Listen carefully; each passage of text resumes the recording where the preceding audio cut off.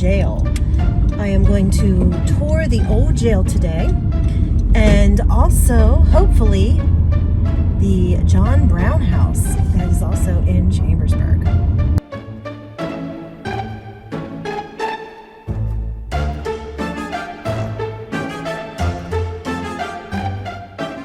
Now, the jail has been here since for 152 years, and it operated as jail. It was built in 1818.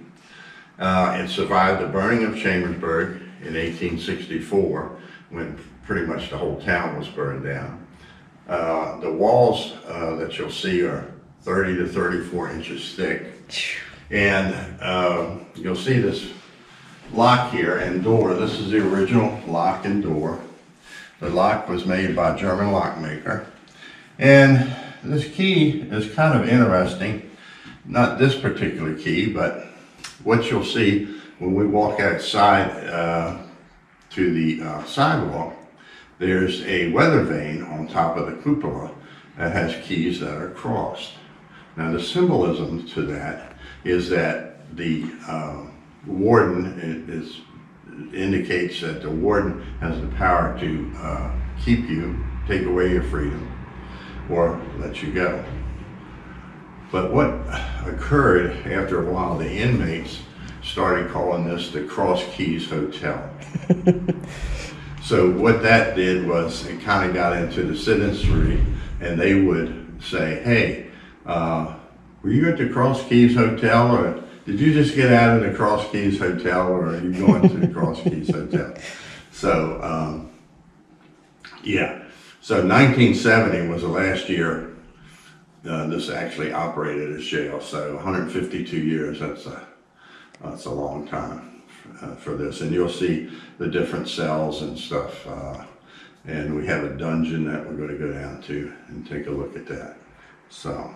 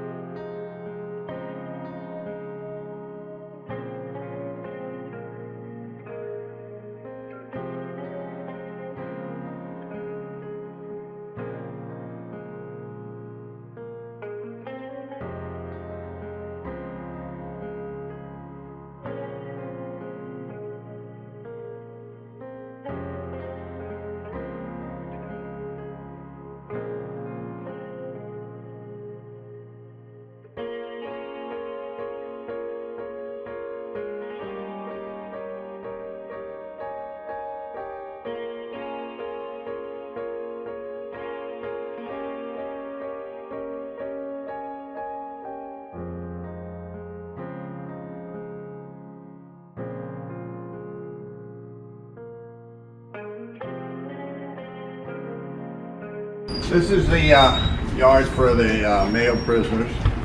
You can see the walls are 20 feet high. And you also see what we have, the galleries.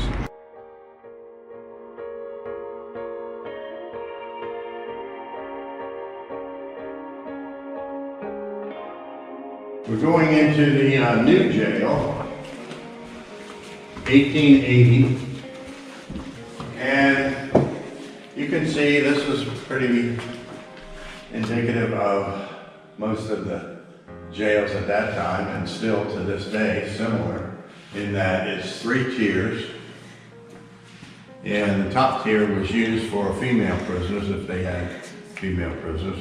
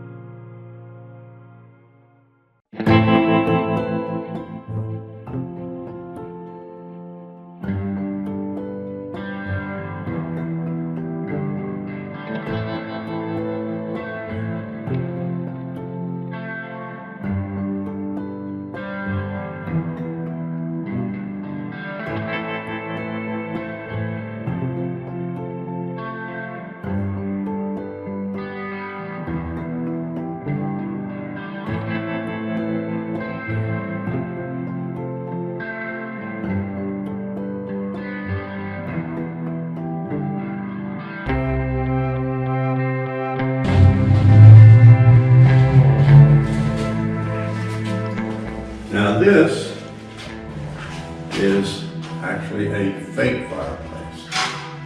This was used behind it. You can't see it today, but it was used to hide runaway slaves when there was a slave catcher in the area. Oh, wow. And this part of the Underground Railroad, and it's a fake fireplace, I was saying, and they'd hide slaves if there was a slave catcher going. Because basically, it didn't matter whether you were on North of the Mason-Dixon line. If you were a slave, you could be captured and brought back to the owner because you were considered property.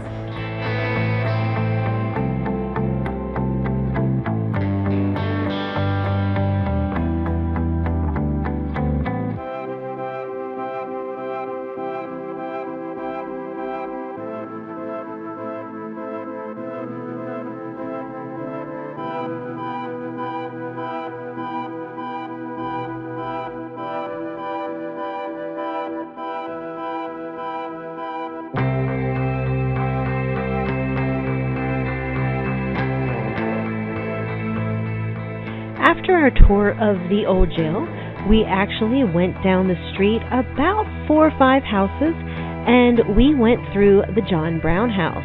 And what this is it is a boarding house that John Brown used when he was gathering his arms and making his plans to take Harper's Ferry. The house has been restored to the period that John Brown would have been there, and the house is interesting to see. It's just an old house. What I found most interesting was the video that they actually showed. There was a 10-minute video at the beginning, which actually gave quite a bit of information. The house was interesting. It was just a period house, wasn't really anything fantastic. It was the video that made it all.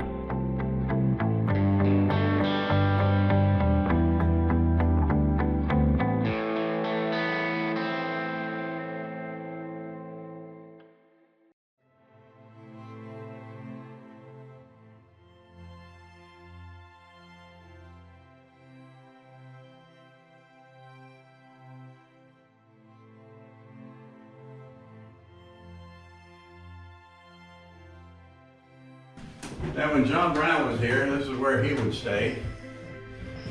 And this is kind of the map from the trail from here going down into Harper's Ferry.